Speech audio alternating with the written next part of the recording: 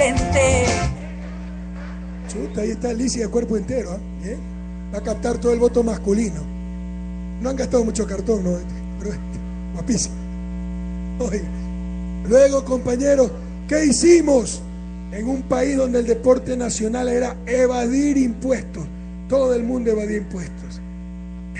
Acciones inteligentes que benefician a la clase media y evitan la evasión. Por ejemplo, ahora se puede deducir gastos en salud, alimentación, arriendo, vestimenta.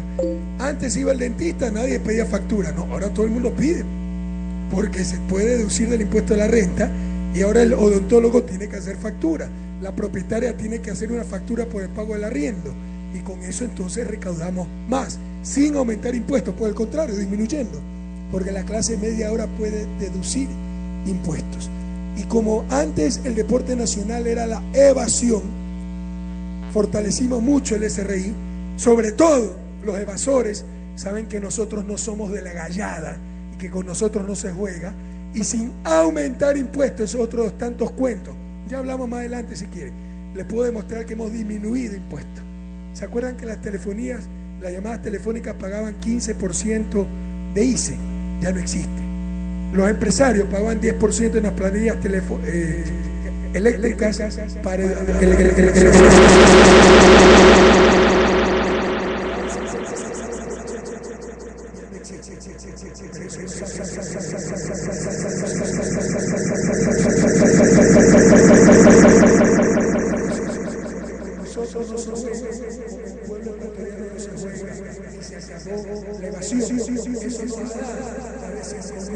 Millones de dólares.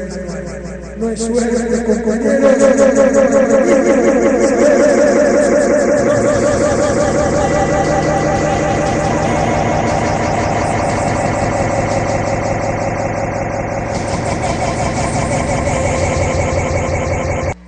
Pero miren, esta es una buena muestra de cómo se desperdiciaba la plata en este país.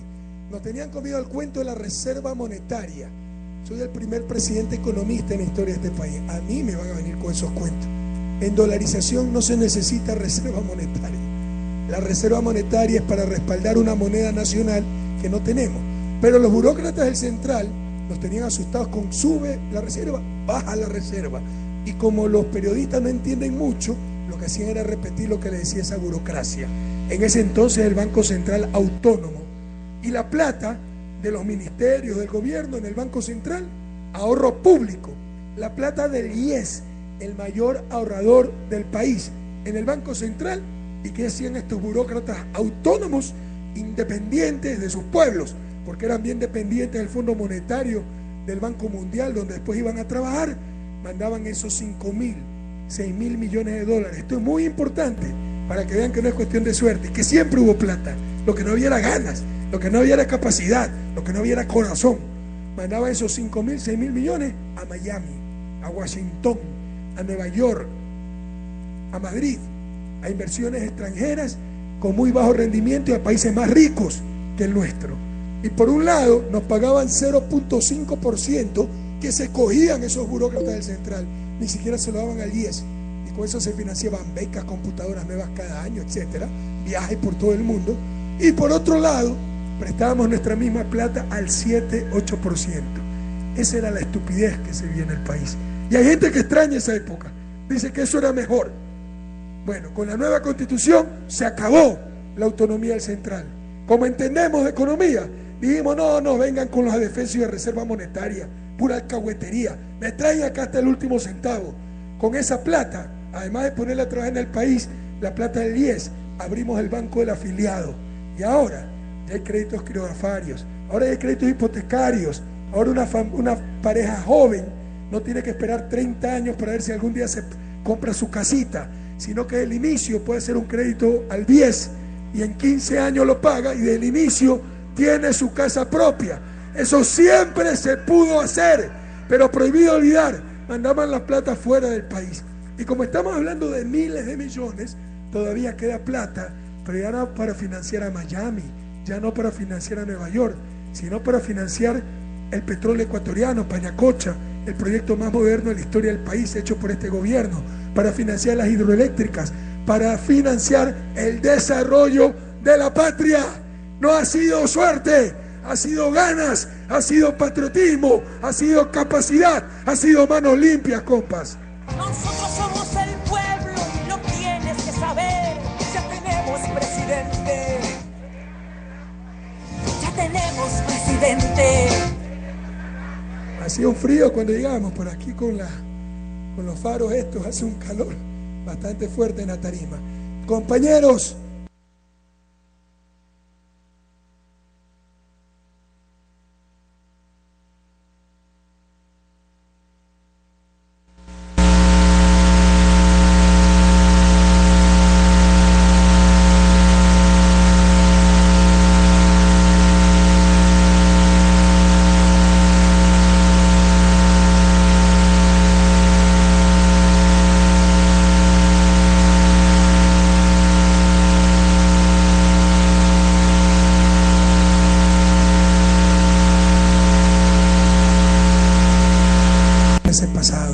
ese pasado, nunca más, a no perder todo lo ganado, Loja querida, todito 35.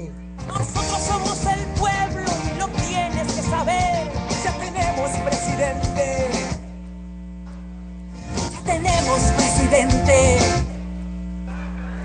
Es tan descarado el asunto que ese sector que nos quebró, que creó es la mayor crisis de la historia moderna del Ecuador, que produjo 2 millones de migrantes, una tragedia nacional. Entendamos lo que fue la migración. Yo como economista, sin ser culpable, me siento responsable también de eso y me muero de vergüenza. ¿Cómo podíamos decir que en Ecuador teníamos economistas, teníamos buena economía, cuando lo más importante, el fin último de la economía, los seres humanos huían por falta de oportunidades de la patria que los vio nacer? Y cuánto dolor generó todo aquello. Familias separadas, madres que no han visto 10, 12 años a sus tiernos hijos, que ya no son tiernos, perdieron toda su infancia, toda su adolescencia al no estar con ellos. Suicidio infantil, eso no existía en el país. Se nos empezaron a suicidar niños de 12, 13 años que crecían con sus abuelos, con sus tíos, con sus vecinos, porque sus padres habían tenido que emigrar. Esa tragedia nacional la generó la crisis bancaria. Y en vez de pedir disculpas al pueblo ecuatoriano, esta gente todavía quiere gobernarnos. Y ya viene por aquí su candidato, que se llama Amigo del Barrio. ¿Quién del barrio gana $70,000 mensuales? Pero contéstenme eso. ¿Quién del barrio gana $70,000 mensuales? Mensuales. Eso es más o menos, imagínense, 280 meses. Por mes gana 10, 15 años de trabajo de un obrero.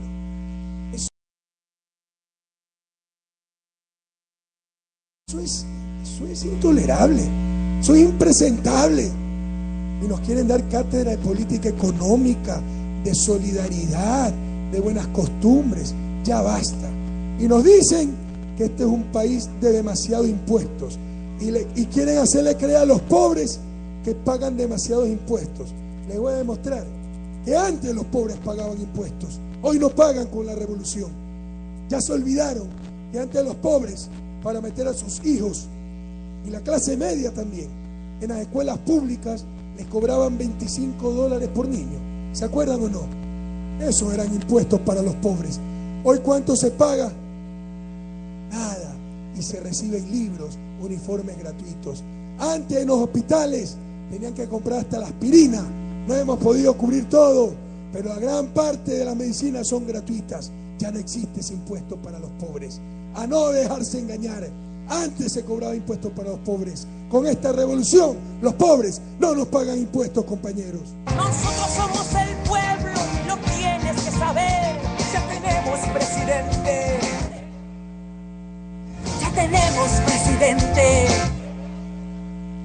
Me dirán, pero presidente, todos pagamos IVA, ¿sí? Veamos si es alto el IVA como dicen los pelucones. ¿Cuánto es el IVA en Ecuador? 12%. Vayan a Quisito nomás, a Perú. ¿Cuánto es el IVA? 18%. Del otro lado en Colombia, 14%. En Argentina, 21%. Tenemos el IVA más bajo de América Latina, o de Sudamérica al menos. En España, en Europa, hasta 25%.